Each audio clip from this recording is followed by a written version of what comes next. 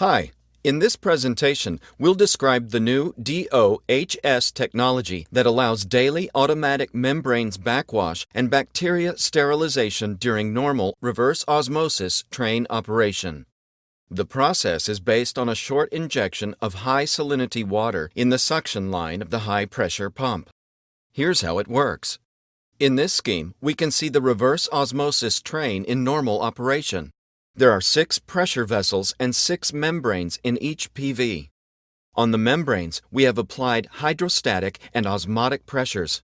Let's look at one pressure vessel more closely. The red line is 170 psi pump hydrostatic pressure. The blue line is 30 psi feed water osmotic pressure. Because the pump hydrostatic pressure is higher than the osmotic pressure, the permeate is forced out through the membrane, and the process is called reverse osmosis. The reverse osmosis process is accompanied by membrane fouling. Membrane fouling results in increase of feed pressure, pressure drop, and creates a need for frequent cleaning with harsh chemicals. This fouling can be backwashed out from the membrane surface within a few seconds every day without stopping the high-pressure pump. Let's see how easily we can do it.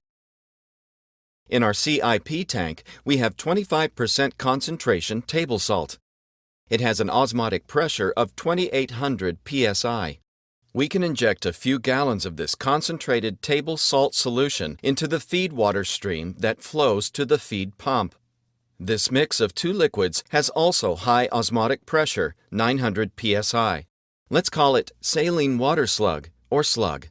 Together with the feed, the slug moves along the membranes in the pressure vessel and backwashes each membrane in succession like a vacuum cleaner. Let's look at the freeze frame when the saline water slug is in the 3rd and 4th membranes. At this moment, the slug is on the 3rd and 4th membranes. Here, the process changes from reverse osmosis to direct osmosis. This phenomenon takes place because the osmotic pressure of the slug at 900 psi is above the pump's hydrostatic pressure of 170 psi. Now, the permeate moves from the permeate spacer back through the membrane and into the saline water slug.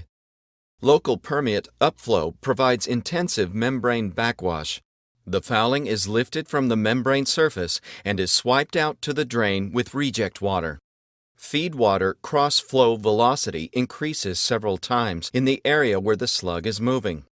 Because the permeate flows into the saline water slug and increases the water volume several times, there's an increase in the feed flow velocity.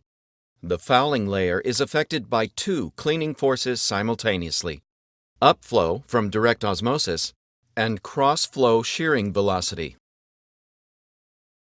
The slug not only draws water from the membrane, it also dewaters the bacteria exposed to the saline water slug.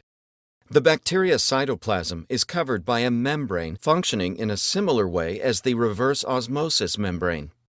When dehydrated, bacteria cannot reproduce. This is the salt curing mechanism that people have used for thousands of years to preserve meat. If you're interested in more details, please ask us, and thank you for your attention.